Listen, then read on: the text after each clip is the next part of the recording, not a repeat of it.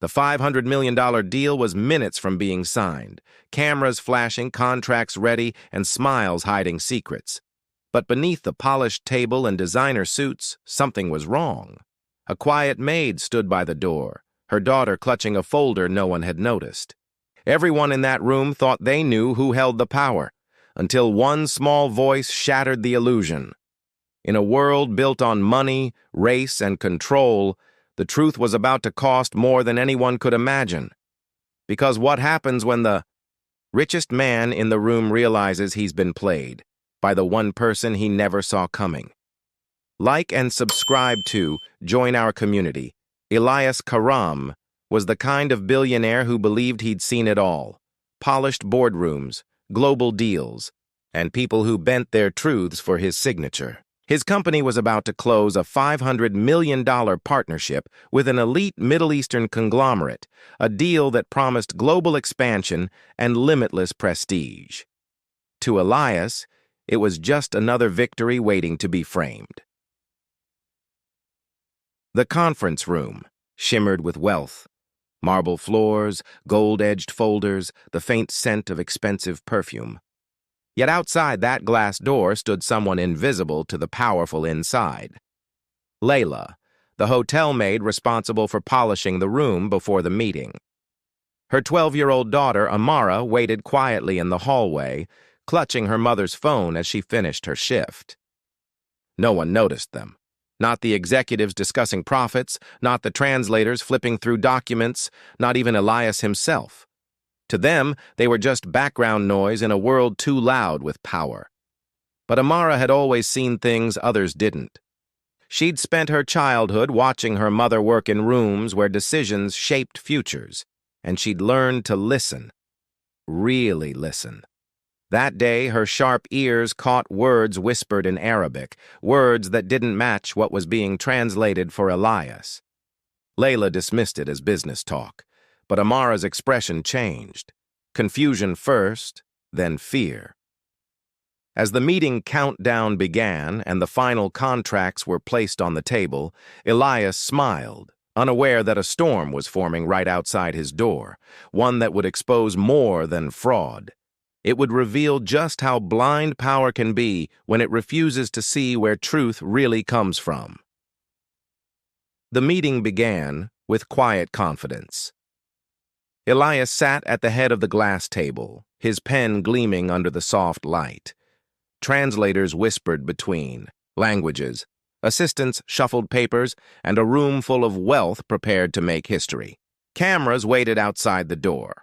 The deal would be announced within the hour, but just beyond the polished glass wall, Amara and her mother stood unnoticed. Layla was waiting for permission to clean the adjacent conference area. Yet Amara's attention was locked on the men speaking in Arabic inside. She understood enough to know something wasn't right. The words didn't match the tone of the translator.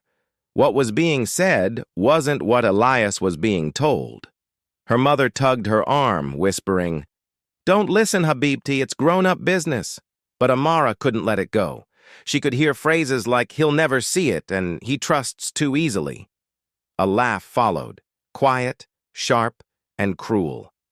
Inside, Elias leaned forward, signing page after page, his trust cemented by years of polished negotiation.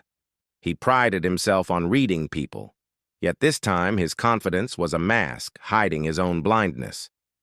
When one of the foreign investors spoke softly to the translator, Amara's heart skipped. The translator's version was polite, professional, but the Arabic sentence she caught was nothing of the sort. It was about switching documents, about the real contract waiting in another briefcase. Her stomach twisted. She glanced at her mother, who was too focused on her work to notice the danger. Fear clawed at Amara's chest. She knew if she spoke up, no one would believe her. She was just a maid's daughter, invisible, unimportant. Still, she moved closer to the door, just enough to glimpse the papers on the table. Her small reflection appeared faintly in the glass, an accidental mirror between two worlds. On one side, power, wealth, and deception. On the other, silence, humility, and truth. A moment later, a senior partner entered the room with a new folder, sealed, official-looking. The tone shifted, the air felt heavier. Amara saw the same, Arabic logo on the corner of the papers, and knew this was it, the switch they had whispered about. Her hands trembled. Should she run? Tell her mother? Tell someone inside? But how could a 12-year-old interrupt a room full of millionaires? Inside, Elias smiled, ready to sign the final page. "Gentlemen, this is the future," he said. The translator nodded and repeated his words in Arabic, but Amara caught the reply. "Let him sign it. By the time he realizes, we'll own half his company." If this story touched you, don't just watch, be part of the change. Hit subscribe and join our community of voices that matter. Her pulse pounded. The contract, the smirks, the quiet manipulation, it all clicked together.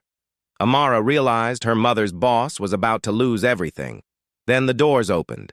Security walked by, distracted by cameras outside.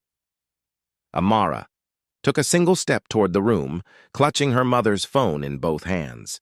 She didn't know what she was going to do, only that she couldn't stay silent anymore, and just as Elias lifted his pen to finish the deal, the door creaked open behind him. A small voice trembled through the noise, breaking the illusion of power. The kind of voice no one expected, but one that would change everything. The room froze.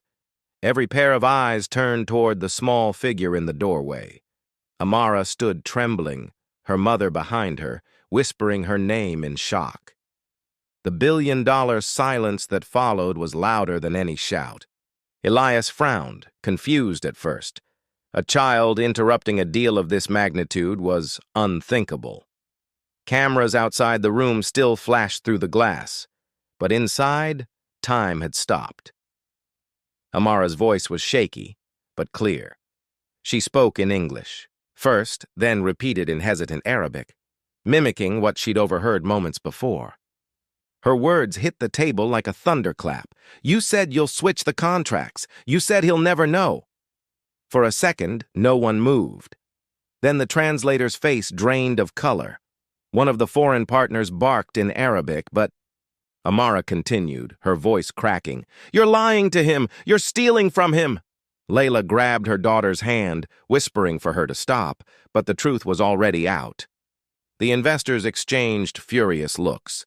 Elias, stunned, picked up one of the documents, the one Amara had pointed at, and scanned the Arabic text.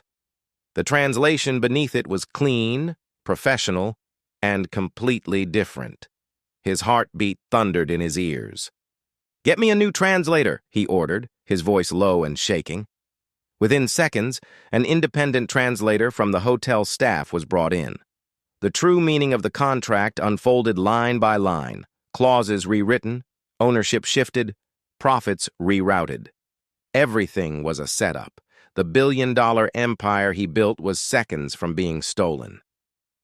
Rage burned through Elias's chest, not just at the betrayal, but at himself. He had trusted faces, languages, and titles, but ignored the quiet truth standing in plain sight. The maid's daughter had seen what he couldn't.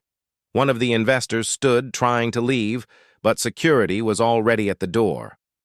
The deal was over. Amara clung to her mother's side, tears streaking her cheeks, not understanding the weight of what she had just stopped. Elias looked at her. This child who had no power, no position, yet saved everything he was about to lose. And in that moment, the man who thought he owned the world realized how blind he had been to the people who actually see it. When the truth came out, the room that once radiated confidence now reeked of shame. The investors were escorted out, the cameras shut off, and the million-dollar smiles disappeared into silence. The deal was officially terminated, not by force, but by the courage of a child no one had planned to listen to. Elias stayed behind long after everyone left. The marble table, the contracts, the empty chairs, they all looked different now. He realized how easily he'd trusted power wrapped in wealth, yet ignored honesty wrapped in humility. For the first time in years, he felt something that couldn't be bought: gratitude. He walked out of that room and found Layla and Amara waiting by the service elevator, ready to be dismissed quietly as if they had done something wrong. But instead, he stopped them. With a voice softer than his reputation, he said, "You didn't just save my company, you saved me from myself." Layla didn't know what to say. Amara only looked down, clutching her mother's hand, not realizing that her small act of courage had rewritten a moment of history. In the following days, the story went viral. A billionaire exposed, a fraudulent empire collapsed, and a maid's daughter became a symbol of unexpected truth. Yet the world still whispered the same uncomfortable truth. Why does it take a child for people to finally see what's been in front of them all along? Because racism doesn't always shout in the streets. Sometimes it hides in polished meetings, in unspoken assumptions, in who we choose to see and who we choose to ignore. Amara didn't ask for recognition. She just wanted her mother to be treated like more than a shadow in someone else's success. But that day, her courage reminded the world of something powerful: that truth has no status, no accent, and no color. And as Elias watched them walk away, he finally understood. Power doesn't come from wealth. It comes from the voice brave enough to speak, even when no one's listening. So ask yourself, how many truths are still being silenced because the wrong person speaks them?